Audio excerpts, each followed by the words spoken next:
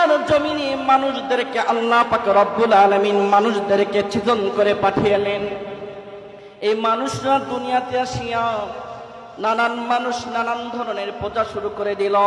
কেউ বাবার গাছের পূজা, কেউ বাবার মাছের পূজা, কেউ বাবার সূর্যের পূজা, নানান রকম মানুষ নানান ধরনের পূজা করা শুরু করে দিল।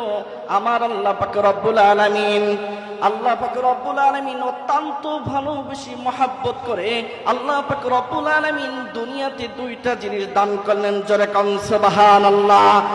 এক নম্বরে জনাবে মুহাম্মাদুর রাসূলুল্লাহ, আর একটা হলো নবীর উপর কোরআন নাজিল করলেন। জোরে কোন সুবহানাল্লাহ।